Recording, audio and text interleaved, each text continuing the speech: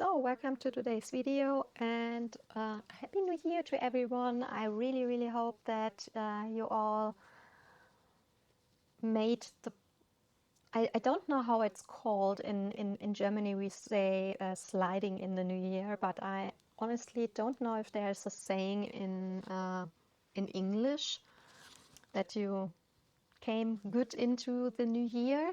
I hope that your new year 2025 will be full of joy and happiness and hopefully good things, luck, and what is very important, a good health, because that is definitely something not all of us have, and you can't buy for money.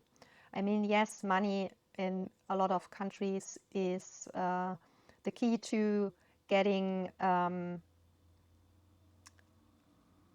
medical help, but still there are a lot of times where all the money on the world can't give you your health back. So yeah, definitely I hope everyone will have a good health or a better health this year. So, taking a look at what I did, definitely my health situation was not very good in December. Apart from, of course, December being a stressful month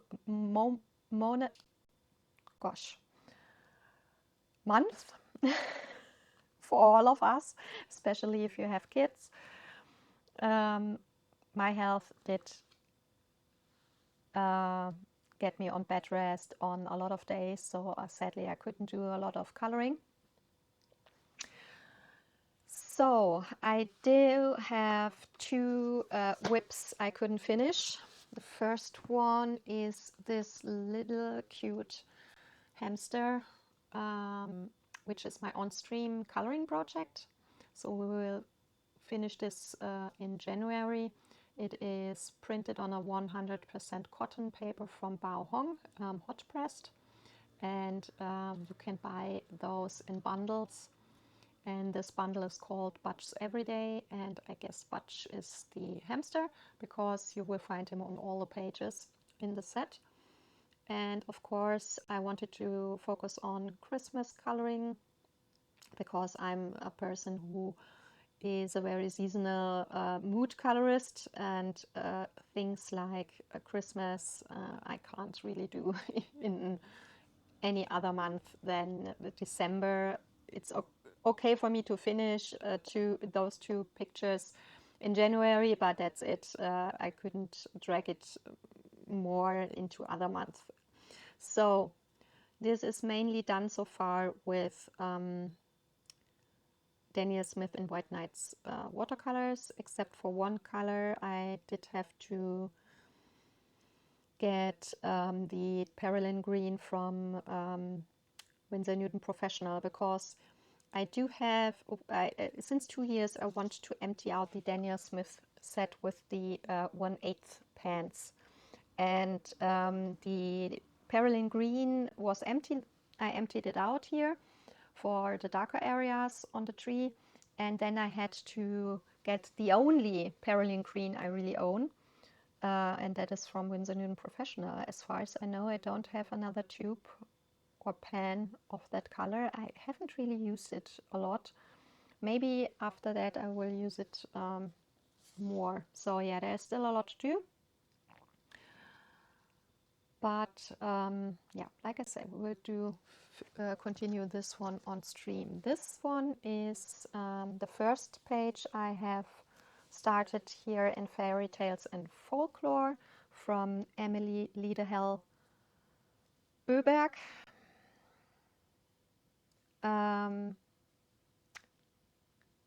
I always wanted to try to do a page in a coloring book only with watercolors, and this book has really amazing and thick paper, so I thought that would be a good book to try that.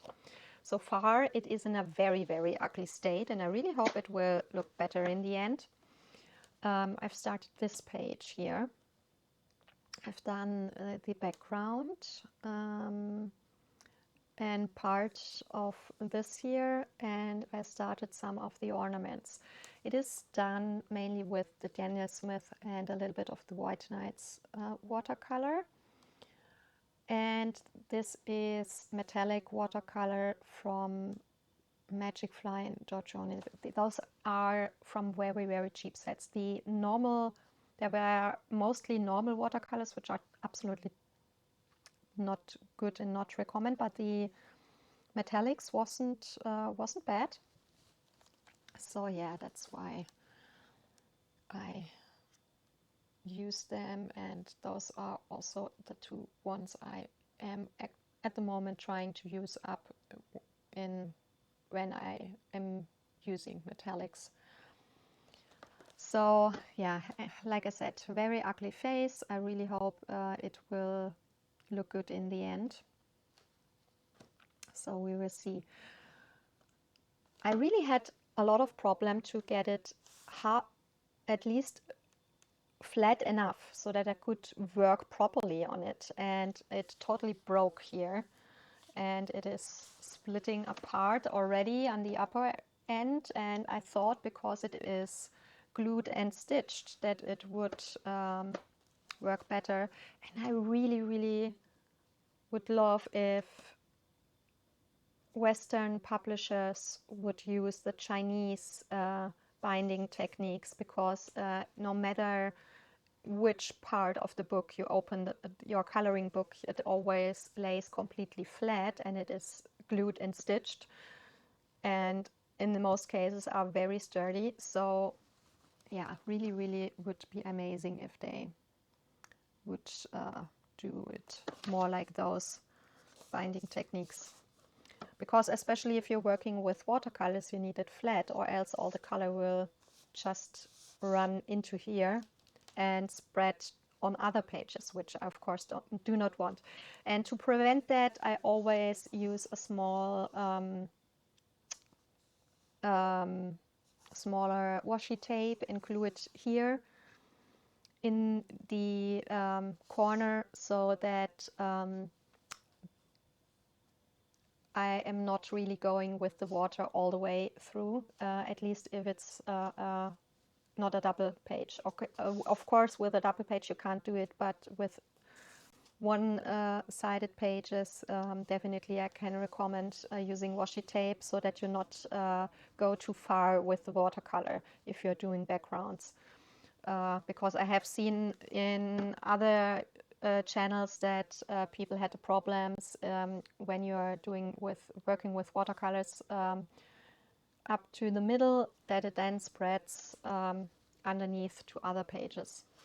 And so far I really did use a lot more water than I normally would to get this wet in wet technique for the background. And as you can see, absolutely no bleed through. I did really work wet in wet. I really wetted the paper a lot. Of course, it is crinkled a little bit, but honestly, not really as bad as I thought it would. So yeah, that's my whip in here. Then I did a page in Mein Winterspaziergang from Rita Beermann. And here I did this, there, this page here. I based it with the semi-art watercolors and gone over top with my super old colored pencils. They are leftovers from my childhood, so they are really hard and really old. Yeah, the background is done with pastel chalk. I've used a fixative spray to fix it, and I've used also super cheap metallic and glitter gel pens from Lidl, actually. So to get some little bit, yeah, metallic-y, it's really subtle, not very shiny. Like here or here you can see a little bit of glitter. The glitter effect is definitely stronger in real life. The camera is always struggles with that, but yeah, this is the page I did in here. Then I have one page in the postcard set. I think it is something with winter dreams or so, from Hannah Carlson. And this is really, really thick cardstock. So I've done one of them so far and done it completely with watercolors, which worked absolutely wonderful on that. This is the old one I've done a few months ago. So I thought, of course, going in here with watercolors as well. The background is done with one of the super granulating watercolors from Schminke, and the rest is completely done with cheap metallic watercolors from Magic Fly and Giorgione. And when I did this,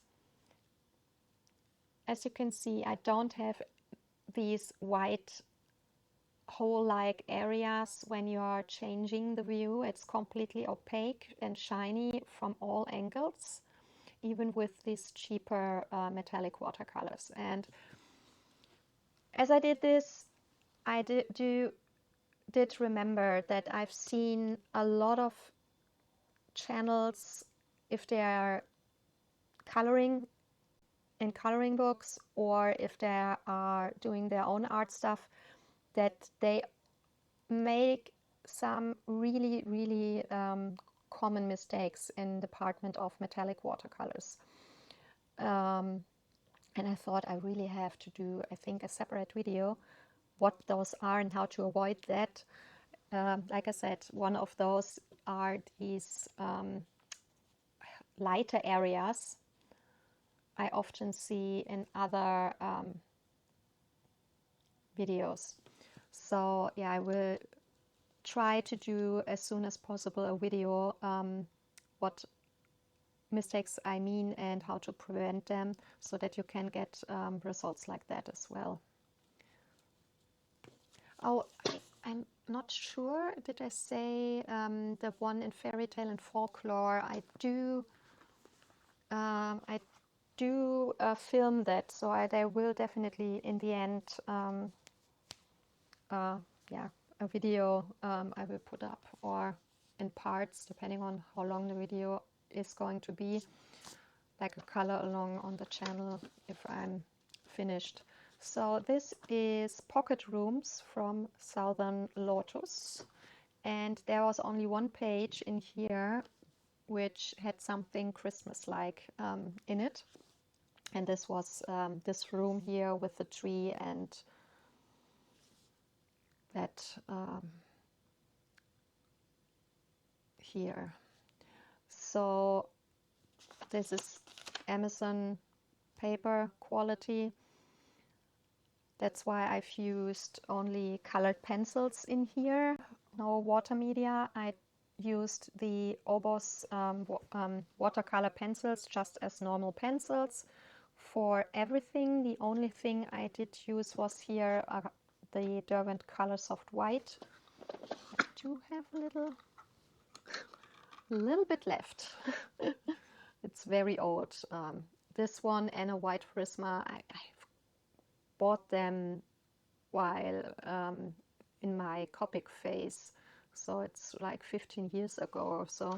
They're really, really old, and it's the only Colorsoft pencil I owned. I think I have now 2 or 3 light colors, but that's it. I don't own a lot of them.